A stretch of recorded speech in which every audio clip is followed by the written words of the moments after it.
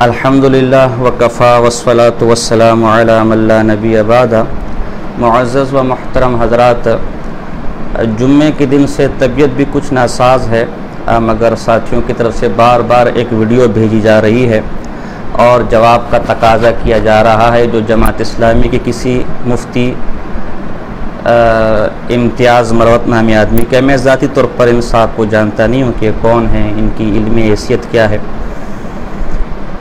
مجھے حیرت ہے کہ ملک اس وقت سخت سیاسی اور معاشی بحرانوں کا شکار ہے۔ ایسے وقت میں مودودی صاحب کے وہ نظریات جو قصہ پاری نہ ہو چکے، بہت سے نوجوان نسلوں کے ذہنوں میں شاید ان کے وہ نظریات جو اہل سنت والجماعت سے صریح مخالفت رکھتے ہیں اور رفض کی تائید کرتے ہیں، وہ محو ہو چکے ہیں۔ ایسے موقع پر اس بدبودار مردہ گھوڑے کو دوبارہ زندہ کرنے کی آخر کون سا ایسا سبب ان کو درپیش آئے، کون سی ضرورت ان کو پیش آئے گی جو اس لایانی گفتگو کا آغاز انہوں نے کیا۔ یہ جو گفتگو کر رہے ہیں کہ صحابہ معیار حق نہیں ہے، دراصل یہ گفتگو ان کے مودودی صاحب نے اپنے رسائل و مسائل، یہ حصہ چہاروں میں، اس کے صفحہ نمبر 362 پر یہ بات لکھی ہے کہ صحابہ ہمارے لیے معیار حق نہیں ہے۔ اگرچہ اجماع صحابہ کو حجت مان ہے، اس پہ میں آگے چلوں گا، لیکن یہ دراصل انہی کا وہ غلط نظریات ہے جن کو آج وہ خواہ مخواہ میں جو ہے ایک بوسیدہ لباس پہنانے کی کوشش کر رہے ہیں۔ ہمارے علماء نے اس پر بہت کچھ لکھا۔ شیخ الاسلام حضرت مولانا حسین مدنی صاحب رحمہ اللہ، حضرت علامہ یوسف بن نوری صاحب رحمہ اللہ، شیخ الاسلام استاد محترم مولانا مفتی تقی عثمانی صاحب دامت برکاتہ عالیہ، دیگر کی علماء نے اس پر لکھا، لیکن ظاہر ہے کہ ان کا لکھا ان کے لیے حجت نہیں ہوگا، اس لیے میں ان سے پہلے کے چند حضرات کے حوالے آپ کے سامنے رکھنا چاہوں گا اور قرآن و سنت کی نصوص رکھنا چاہوں گا۔ سب سے پہلے یہ سمجھ لیں کہ صحابہ معیار حق ہیں، اس کا مطلب کیا ہے ہمارے نزدیک؟ یہ بات یاد رکھیں، العبرۃ للمعانی لا للالفاظ، یہ اصطلاح موجودہ زمانے کی ہے، اصل اس کا معنی کیا ہے؟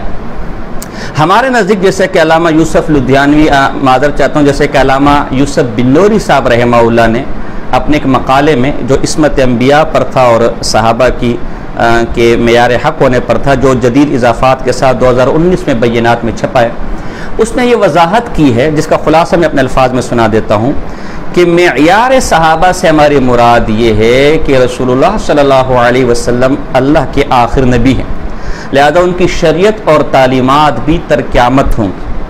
اب ان تعلیمات کو علمی اور عملی جامع رسول اللہ جو دین لے کر آئے، وہ اپنے افعال کے ذریعے، اپنے اقوال کے ذریعے اپنے جسموں پر صحابہ نے امپلیمنٹ کیا۔ دین عقیدہ وہ جو صحابہ نے لیا، عمل وہ جو صحابہ نے لیا، وہی دین ہے۔ اسے معیار صحابیت کہا جاتا ہے کہ معیار صحابہ یہ ہمارے نزدیک حق ہے۔ آج ایک آدمی کوئی عمل اٹھا کر لے کر آتا ہے، کوئی عقیدہ اٹھا کر لے کر آتا ہے، لیکن اس کا ثبوت صحابہ سے نہیں ملتا، باوجود یہ کہ اس کی ضرورت اس زمانے میں تھی، ہم اس عقیدے، اس عمل کو تسلیم کرنے کو تیار نہیں ہوں گے۔ اسی لیے صحابہ کو عادل کہا گیا کہ وہ چونکہ اس دین کو ہم تک منتقل کرنے والے تھے، رسول اللہ کی تعلیمات کو ہم تک منتقل کرنے والے تھے، لہذا ان کا عمل، ان کا فہم، ان کا عقیدہ معیار ہے۔ عقیدے کے بارے میں تو خود قرآن کی نص موجود ہے، فَإِنْ آمَنُوا بِمِثْلِ مَا آمَنْتُمْ بِهِ، یہ تو بالکل صحیح نص ہے کہ جیسے یہ صحابہ ایمان لے کر آئے ایسا ہی تم ایمان لے کر آؤ گے، فَقَدِ اهْتَدَوْا، تو تم ہدایت یافتہ ہوگے۔ اب ایمان سب سے اعلیٰ درجہ ہے، افعال اعمال تو اس کے بعد آتے ہیں، فروعات تو اس کے بعد آتے ہیں۔ جب ایمان میں صحابہ ہمارے لیے حجت اور معیار ہے تو افعال میں تو بدرجہ اولا ہوگا۔ بلاغت کا قاعدہ یہ ہے ادنا سے اعلیٰ کی طرف جاتا ہے، تو ایمان سب سے اعلیٰ چیز ہے۔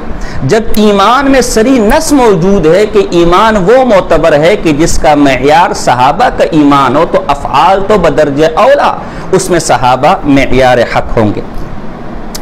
اس عنوان پر کہ صحابہ معیار حق ہے، میری معلومات کے مطابق سب سے تفصیل کے ساتھ جو لکھا ہے وہ شیخ الاسلام امام ابن تیمیہ رحمہ اللہ کے مایاناز شاگرد علامہ ابن قیم جوزیہ رحمہ اللہ، ان کی کتاب مشہور اعلام الموقعین یا اعلام الموقعین، دونوں طرح سے آپ پڑھ سکتے ہیں، انہوں نے اس اپنی کتاب کے جن نمبر 5 صفحہ نمبر 556 پن پر باقاعدہ عنوان قائم کیا، الادلۃ علی وجوب اتباع الصحابتی، صحابہ کی اتباع کے لازمی ہونے پر دلائل۔ اور اللہ کی قسم وہ کچھ اس میں لکھا کہ بندہ حیران ہے، اور ظاہر ہے کہ جو انہی جیسی شخصیت کا خاصہ ہو سکتا ہے۔ قریباً 42 دلائل سے یہ ثابت کیا، نقلی اور عقلی، 13 تو قریباً آیات پیش کی اور 23 کے قریب احادیث پیش کی کہ صحابہ ہمارے لیے معیار حق ہیں، صحابہ ہمارے لیے حجت ہیں، صحابہ کے قول اور عمل کو لیا جائے گا۔ شریعت میں ان کا قول عمل بھی پیمانہ ہے، جیسے کہ اللہ کی کتاب اور اس کے رسول صلی اللہ علیہ وسلم کے اقوال پیمانہ ہے۔ تو مجھے تو مفتی صاحب کے جو آدمی مفتی ہو کر مودودی کو اپنا بڑا مانتا ہو تو اس کی عقل تو ویسی کھڈے لائن لگی ہوگی، ان سے تو کوئی امید نہیں ہے، ظاہر ہے وہ اسی قسم کے مفتی ہوں گے تبھی ان کو ایسی جماعت ملی ہے۔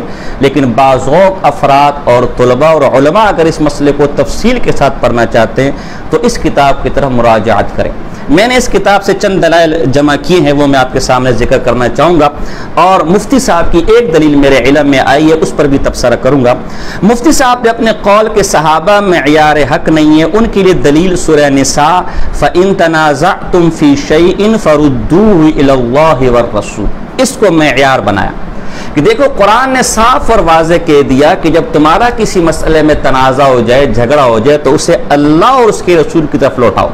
یہ دو ہمارے لیے پیمانے ہیں، یہ دو ہمارے لیے معیار ہیں، اس میں کسی تیسری شخصیت کا، صحابہ کا یا کسی اور چیز کا ذکر نہیں ہے۔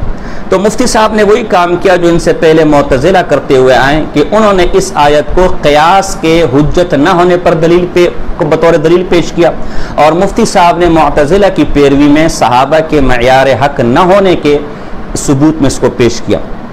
پہلی بات تو طالبانہ ایک دو میں اشکالات پیش کرتا ہوں، کوئی زیادہ علمی، چونکہ ظاہر مفتی صاحب کی حدود اربعہ اور حدود علمی اتنی نہیں ہے کہ وہ علمی مباحث یا اعتراضات کو سہ سکے، بالکل طالب علمانہ اشکال۔ اول تو مفتی صاحب کا دعویٰ نفی کا ہے اور ثبوت میں وہ ایجاب پیش کر رہے ہیں، تو یہ تو دعویٰ اور دلیل میں مطابقت نہیں ہے۔ نمبر دو، اس میں یہ تو ہے کہ تم اللہ اور اس کے رسول کی طرف بات لے کر جاؤ، ان سے فیصلہ کرو۔ اس میں یہ کہیں کہ صحابہ معیار حق نہیں ہے، صحابہ کے ذریعے فیصلہ نہیں ہو سکتا۔ اگر آپ مسکوت عنہا کو بطور دلیل پیش کریں تو یہ تو مفہوم مخالف ہو گیا اور وہ ہمارے لیے حجت نہیں ہے۔ میں اسی آیت سے آپ کے سامنے صحابہ کا معیار حق ہونا ثابت کر رہا ہوں، یعنی جو آیت مفتی صاحب نے پیش کی یہی آیت مفتی صاحب کے مدعا کے لیے نہیں بلکہ ہمارے لیے دلیل ہے، ہمارے مدعا کے لیے دلیل ہے۔ وہ اس طرح کہ ہمارے اور مفتی صاحب کے درمیان، اہل سنت والجماعت اور مفتی صاحب کے درمیان یہ اختلاف ہو گیا کہ آیا صحابہ معیار حق ہیں یا نہیں۔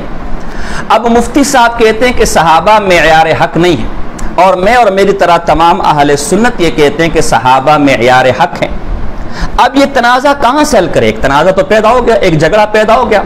اب ہم اس آیت کی طرف آتے ہیں کہ جب تم میں کسی مسئلے پر کوئی تنازع پیش آئے تو اللہ کی کتاب اور اس کے رسول کے اقوال پر اس جھگڑے کو پیش کرو۔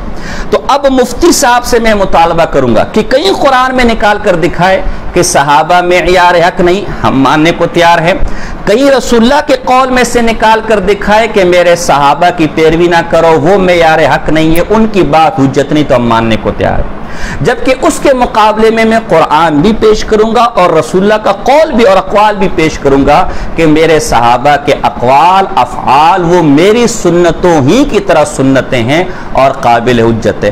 اب ہم حضور کے پاس گئے، یا رسول اللہ تنازع پیدا ہو گیا، آیا آپ کے صحابہ معیار حق ہے یا نہیں؟ ہم یہ بات آپ کی بارگاہ میں لے کر آئے، فردوہ الی اللہ والرسول، آپ اس بات میں ہمارے درمیان فیصلہ کریں۔ تو رسول اللہ صلی اللہ علیہ وسلم کا قول ہمیں ملتا ہے جو ترمذی کے اندر، مستدرک امام حاکم کے اندر، مستد امام احمد بن حنبل کے اندر، ابن ماجہ کے اندر رسول اللہ کا قول موجود ہے کہ لوگوں میرے بعد تم کئی اختلاف دیکھو گے۔ فعال صحابہ ایک فطری ایک سوال ذہن میں ہے کہ یا رسول اللہ جب آپ کے بعد کئی اختلاف ہوں گے، کئی عقیدوں والے پیدا ہو جائیں گے، کئی جماعتیں، کوئی جماعت اسلامی ہوگا، کوئی معتزلہ ہوگا، کوئی رافضی ہوگا، کئی فرقے پیدا ہو جائیں گے اور اختلاف بڑھ جائے گا۔ اس موقع پر ہم کیا کریں؟ ہمارے لیے کیا معیار ہے کہ اس معیار، اس کسوٹی، اس ترازو کو ہم سامنے رکھ کر حق اور باطل کا فیصلہ کر سکے؟ رسول اللہ صلی اللہ علیہ وسلم نے اس موقع پر فرمایا فَعَلَيْكُمْ بِسُنَّتِي وَسُنَّتِ الْخُلَفَاءِ الرَّاشِدِينَ الْمَهْدِيِّينَ عَضُّوا عَلَيْهَا بِالنَّوَاجِذ۔ اس موقع پر میری سنت کو دیکھنا اور میرے خلفاء راشدین کی سنتوں کو دیکھنا اور ان کے طور و طریقوں کو بالکل اپنی دانتوں کے ساتھ مضبوطی سے پکڑ لینا، جیسے کسی رسے کو آدمی اپنے دانتوں کے ساتھ مضبوطی سے پکڑ لیتا ہے، اس سے دائیں بائیں نہیں جاتا، اس سے ہٹتا نہیں، اسی طرح میرے صحابہ کے افعال کو، اقوال کو تو مضبوطی سے تھام لینا۔ اب سوال یہ ہے کہ جب صحابہ معیار حق ہی نہیں ہے تو رسول اللہ صلی اللہ علیہ وسلم اختلاف کی صورت میں ان کی سنتوں کو، ان کے اقوال کو، ان کے افعال کو دانتوں سے مضبوطی کے ساتھ پکڑنے اور اس پر عمل کرنے کا حکم کیوں دے رہے؟ ملا علی قاری نے اس موقع پر کیا خوب فرمایا، وہ فرماتے فَإِنَّهُمْ لَمْ يَعْمَلُوا إِلَّا بِسُنَّتِي فَالْإِضَافَةُ إِلَيْهِمْ إِمَّا لِعَمَلِهِمْ بِهَا أَوْ لِاسْتِنبَاطِهِمْ وَاخْتِيَارِهِمْ إِيَّاهَا۔ یہ جو نبی نے خلفاء راشدین کی سنتوں کی پیروی کرنے کا حکم دیا، اس کا مطلب یہ کہ وہ میری ہی سنتوں پر عمل کریں گے، یا اگر اپنے استنباط اور اجتہاد سے کوئی مسئلہ نکالیں گے تو انشاءاللہ میری سنت میں اس کا حکم موجود ہوگا، اس سے ہٹ کر کوئی کام نہیں کریں گے۔ تو گویا ان کی بات ماننا میری ہی بات ہے۔ اگر نبی کی سنت معیار حق آپ کے لیے ہے تو وہی نبی اپنے خلفاء، اپنے صحابہ کی سنتوں کو بھی اپنی ہی سنت کہہ رہے ہیں، وہ معیار حق کیوں نہیں ہے؟ مہدیین کے اندر کیا کہتے ہیں ملا علی قاری؟ الذین ھداھم اللہ الی الحق۔ یہ مہدیین کا مطلب کیا ہے کہ یہ وہ لوگ ہیں جنہیں حق کی طرف اللہ نے رہنمائی کی، جو حق کی طرف جنہیں اللہ لے کر گیا۔ تو آپ تو کہتے ہیں کہ یہ معیار حق ہی نہیں ہے، جبکہ ملا علی قاری کہتے ہیں حق کا معیار اللہ اور اس کے رسول صلی اللہ علیہ وسلم نے ٹھہرایا۔ ابن رجب حنبلی، ہمارے پاس کتاب موجود ہے، سامنے موجود ہے، جامع العلوم والحکم کے اندر لکھتے ہیں کہ وَالسُّنَّةُ هِيَ الطَّرِيقَةُ الْمَسْلُوكَةُ فَيَشْمَلُ ذَلِكَ التَّمَسُّكُ بِمَا كَانَ عَلَيْهَا هُوَ وَخُلَفَاؤُ الرَّاشِدُونَ مِنَ الْاعْتِقَادَاتِ وَالْأَعْمَالِ وَالْأَقْوَالِ وَهَذِهِ هِيَ السُّنَّةُ الْكَامِلَةُ وَلِهَذَا كَانَ السَّلَفُ قَدِيمًا لَا يُطْلِقُونَ اسْمَ السُّنَّةِ إِلَّا عَلَى مَا يَشْمَلُ ذَلِكَ كُلَّهُ وَرُوِيَ مَعْنَى ذَلِكَ الْحَسَنِ۔ فرماتے ہیں یہ جو نبی سنت کہتے ہیں وہ طریقہ اس پر چلا جائے تو ان صحابہ کی سنت میں سب شامل ہے، اعتقاد بھی، اعمال بھی، افعال بھی، اور رسول اللہ کی سنت پر اور صحابہ کے طریقوں پر چلنا، یہی سنت کاملہ ہے۔ تو اگر بقول آپ کے اس آیت کی روح سے رسول اللہ کی سنت اور ان کا عمل معیار حق ہے تو وہی رسول اللہ اپنے صحابہ کے افعال اور اعمال کو بھی اپنی سنتوں کی طرح سنت کہہ رہے، وہ حق اور وہ معیار کیوں نہیں ہے؟ تو اسی آیت سے میں اس نزاع کو حل کر رہا ہوں، جو آیت آپ نے پیش کی میں اسی سے ثابت کر رہا ہوں کہ رسول اللہ نے یہ حکم دیا کہ میرے بعد اگر اختلاف ہو جائے، میرے بعد اگر مسئلہ کھڑا ہو، ایک اور مشہور حدیثی کئی کتابوں کے اندر ہے کہ میری امت کے 73 فرقے ہو جائیں گے اور تمام فرقے جہنم میں جائیں گے سوائے ایک فرقے کے۔ صحابہ نے پوچھا یا رسول اللہ وہ فرقہ کون ہوگا؟ اب چاہیے تو یہ تھا کہ آپ کہتے کہ چونکہ کتاب اللہ اور میری سنت معیار حق ہے لہذا وہ ناجی فرقہ وہ ہے جو کتاب اللہ اور میری سنت کو لازمی پکڑ لے، یہ کہنا چاہیے تھا۔ لیکن رسول اللہ نے کیا فرمایا؟ ما انا علیہ و اصحابی۔ وہ ناجی فرقہ وہ ہے کہ جس طریقے پر میں اور میرے صحابہ ہیں اسی طریقے پر وہ چلتے ہوں۔ تو اگر صحابہ معیار حق نہ ہوتے تو اختلاف کی صورت میں، فرقوں کی صورت میں صحابہ کے طریقے پر چلنے کا حکم اللہ کا رسول کیوں دیتا؟ تو ہم تو صحابہ کے عمل کو معیار حق مانتے، ہم تو صحابہ کے عمل کو حجت مانتے، آپ نہیں مانتے، اس کا مطلب ہے ان جہنمی فرقوں میں سے ایک فرقہ آپ کا بھی ہے۔ اس طرح ایک تیسری حدیث ہے جو رسول اللہ نے اس مسئلے کو واضح کرنے کے لیے کی، وہ اگرچہ حضرت علی رضی اللہ تعالیٰ عنہ کا موقوف قول موقوف ہے، مسلم کے اندر ہے کہ رسول اللہ صلی اللہ علیہ وسلم کے زمانے میں شرابی کی سزا 40 کوڑے تھی، ابو بکر صدیق رضی اللہ تعالیٰ کے زمانے میں بھی 40 کوڑے تھی، لیکن عمر فاروق رضی اللہ تعالیٰ نے مشورہ کر کے صحابہ سے 80 کوڑے مقرر کی۔ وَكُلٌّ سُنَّةٌ، مسلم کے الفاظ ہے، یہ تمام کے تمام سنت۔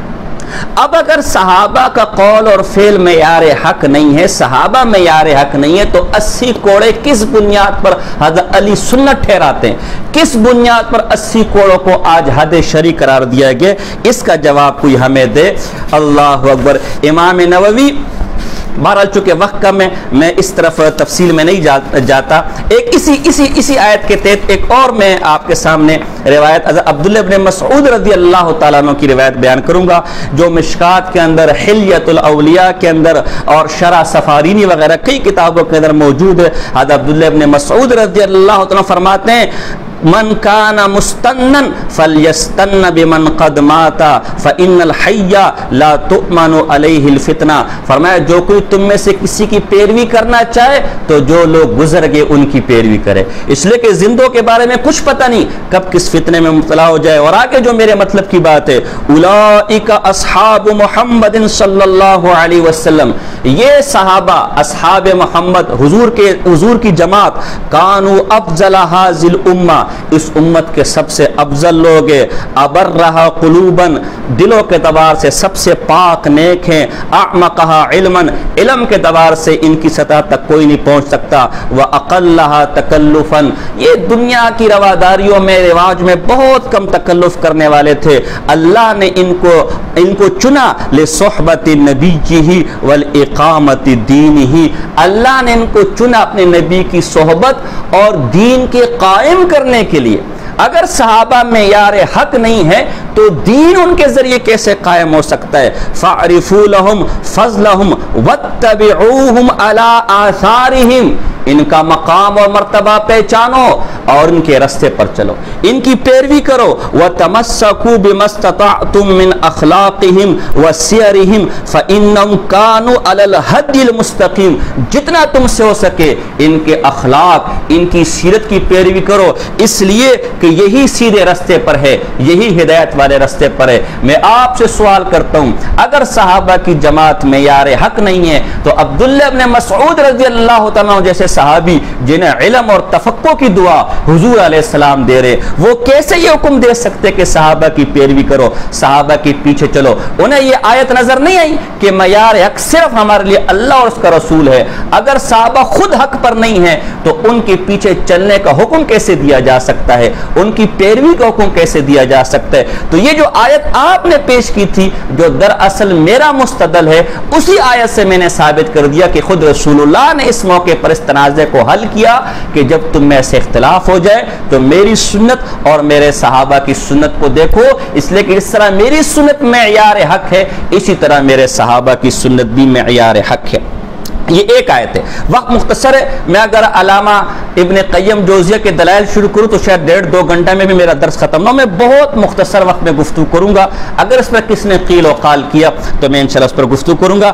دوسری آیت، پہلی تو وہی جو مفتی صاحب نے پیش کی، دوسری والسابقون الاولون من المہاجرین والانصار والذین اتبعوہم باحسان رضی اللہ عنہم ورضوا عنہ، فرمایا سابق الاولون جو مہاجرین و انصار میں سے اور ان کی صحیح طریقے پر اتباع کرنے والے، اللہ ان سب سے راضی ہے۔ سوال یہ ہے کہ صحابہ جب معیار حق نہیں ہیں تو ان کی اتباع کرنے والوں سے اللہ کیسے راضی ہو گیا؟